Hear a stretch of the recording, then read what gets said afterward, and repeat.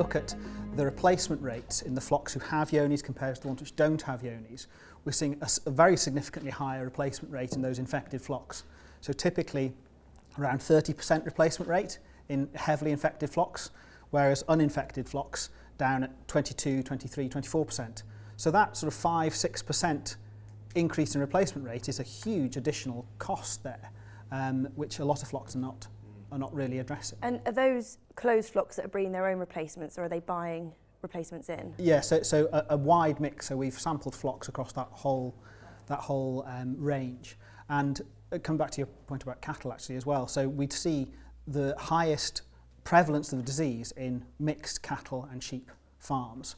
And still a lot of sheep-only farms are infected as well, but there's obviously quite a mixture then between the species as well. And obviously if you're buying in replacements in exactly the same way as we've shown lots of times with dairy herds, actually that's the fastest way to bring in the infection into the flock.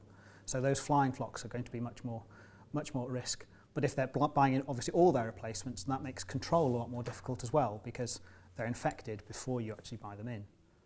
So closed flocks are at lower risk, but also have more potential control measures at their disposal. Well, they're at lower risk unless they're infected, and then they've got infected lambing fields or whatever. Yeah.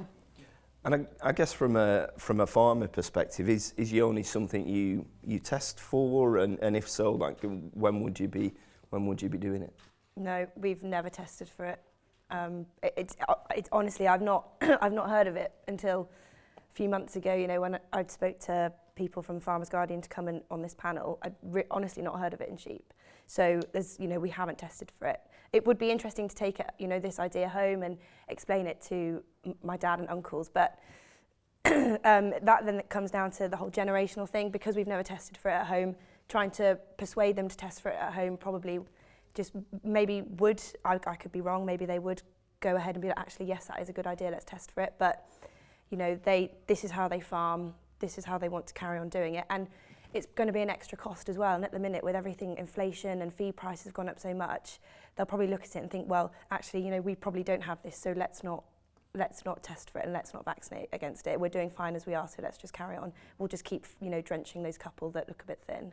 And if you don't look, you won't find. Exactly. So, and people don't want to look. They want another thing. But I don't think, tell us about another disease. I think from your point of view, if testing perhaps for you isn't the answer, for you the answer is probably buying in vaccinated replacement females, isn't it? Because if you were to test, what are you going to do? If you're buying in, which I imagine you are, buying in mules as ewe lambs or shearlings, if you test, well, you really no further forward. You just need to alter your buying in policy. Yeah, but then what is the percentage of people that are vaccinating against this? Would we have to look further afield to find ewes that have been vaccinated? Yes, I think it's a pretty small proportion at the moment of the national flock which is vaccinated at the moment, and this vaccine is used in sheep and in goats, so it's not a large portion at the moment. But for flying flocks, think about the cost of vaccine, about £3 a dose, which is trivial compared to the cost of decent quality mules. The objective would be, can we squeeze another productive year out of those mules? So if you're investing anything from 120 to 180 pound in good quality mules, if you can squeeze another productive year out of her, then that's a very worthwhile investment. And for the people producing those mules, that investment to differentiate their product and give that higher level of sort of health assurance to the buyers, hopefully people would see a value in that. So when we go to market, and obviously you look in the catalogue and they're on the Heptavac P system, do you think that this is something that should be introduced to that? So when we as a buyer go to market, we can see that this ewe's Heptavac and she's also been vaccinated against Johnes as well? Of course. It's part of the difficult to understand tradition of people sourcing their breeding females without giving a lot of thought to the matter sometimes, health-wise. And with all these iceberg diseases, it generally, mostly, very quickly becomes a conversation about what are you doing for replacements? Are you breeding your own? Are you buying them in? If you're buying them in, what's your health status? What else are you asking for? It very, very quickly becomes a conversation about that. Do you think that could put people off buying ewes? They see they're vaccinated, why? What's the problem? What's more of worry, why do we have to buy, why should we be buying them ewes if they need to be vaccinated for this? It's more of a treatment than a preventative. Well, I think that's a really good point, but I think the other part of it is well, how do we think about the advert on the Hepativac P programme?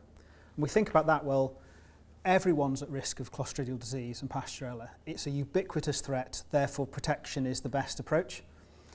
I think the thing we've got to make people aware of is that Johne's is so endemic in the national flock. So we've got data now which shows sort of a minimum of 60% of flocks are infected. One study, 75% of the flocks tested were infected.